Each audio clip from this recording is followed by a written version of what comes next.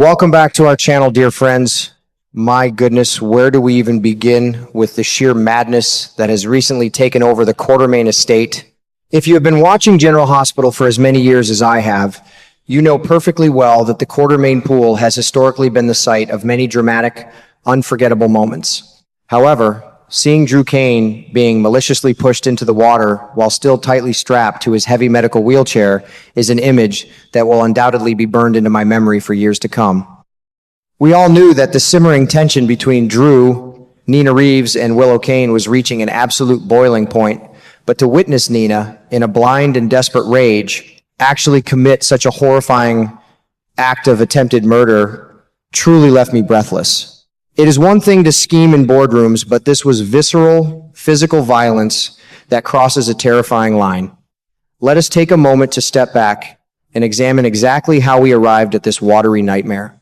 For weeks, we have watched Drew suffer in absolute silence, trapped in his own body due to the locked-in syndrome caused by Willow's sinister drugging. But the tide dramatically turned when Drew finally revealed to Nina that he had miraculously regained his ability to speak. Imagine the sheer icy panic that must have gripped Nina's heart in that exact moment. She had just been on the phone with Willow, delivering the devastating news that Jack Brennan had made absolutely no progress in locating the missing black box, the very box that holds the key to their freedom and contains the blackmail evidence they so desperately need. Drew, sitting there quietly, had absorbed every single word of this incriminating conversation like a sponge. The psychological warfare in that grand Quartermain room was palpable through the television screen. When Drew casually asked Nina what was bothering her and if she had received some bad news, the look of sheer shock on her face was a masterpiece of daytime television acting. Nina was already trembling on the jagged edge of a complete nervous breakdown. After a frantic text to Jack Brennan expressing her deep, paralyzing fear that she was about to do something completely irreversible, she was effectively pushed over the edge of reason. Drew, perhaps feeling a bit too confident in his recovering state, taunted her.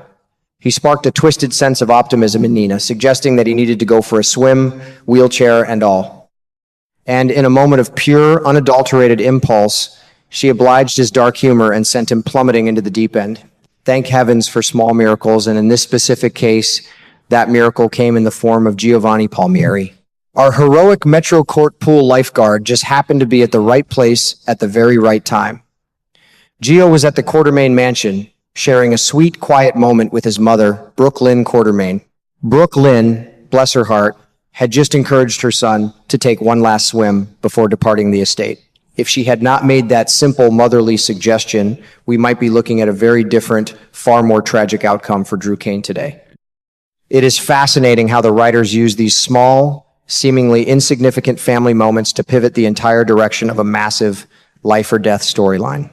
Watching Gio dive fearlessly into the water and struggle to pull a grown man, dead weight and strapped to a heavy medical device, out of the depths of that pool was incredibly tense to watch.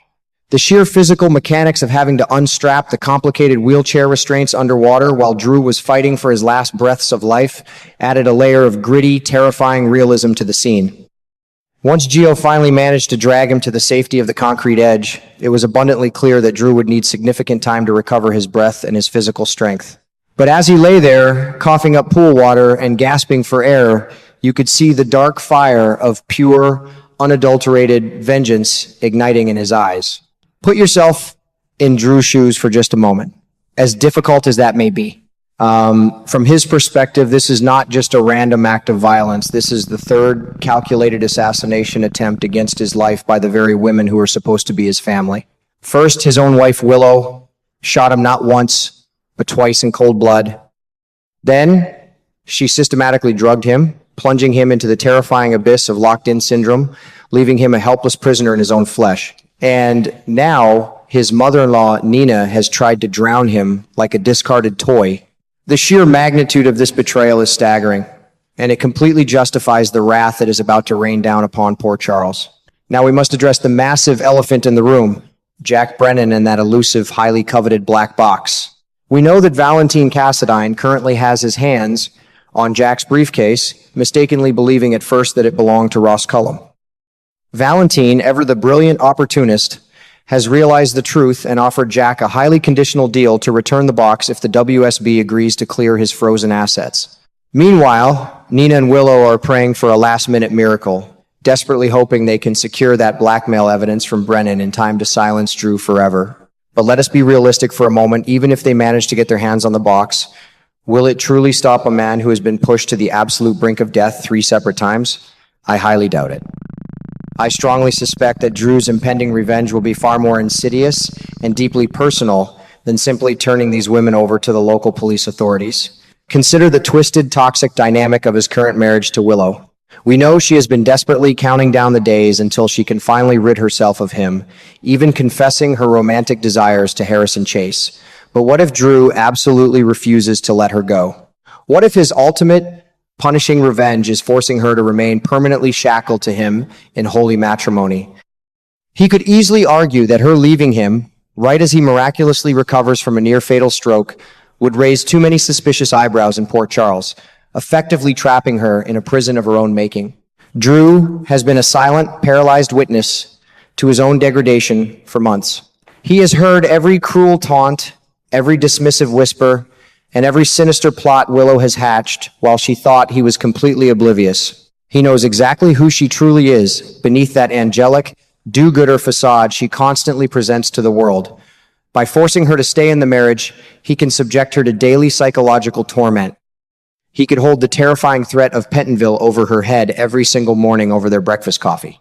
The sheer terror of not knowing if today is the day he finally goes to the authorities would be a magnificent, albeit incredibly dark form of retribution that would keep viewers glued to their screens. But Drew's wrath will certainly not be confined to the expensive walls of the Quartermaine mansion. He is a ruthless businessman at his core, and he knows exactly how to hit Nina where it hurts her the most, her professional career. Nina currently runs Crimson Magazine, which operates under the larger umbrella of Aurora Media. While Michael Corinthos holds a slight majority of the shares, Drew has been quietly and methodically amassing enough stock to launch a hostile corporate takeover. This is the very company he built from the ground up with the late, beloved Sam McCall, and reclaiming it would be a massive, undeniable power play that would shake the corporate landscape of the city. The timing could not possibly be more perfect for Drew to strike in the corporate world. Curtis Ashford is currently facing severe felony assault charges for his violent altercation with Isaiah Gannon. A standard 5-year executive CEO contract almost certainly includes a strict, non-negotiable morals clause. Drew could easily use Curtis's highly publicized legal troubles to oust him from the CEO position, sweeping in to take absolute control of Aurora Media. Once he is firmly seated at the helm of the company, he could make Nina's daily life at Crimson an absolute living nightmare, undermining her editorial authority and systematically destroying the professional sanctuary she has worked so incredibly hard to build.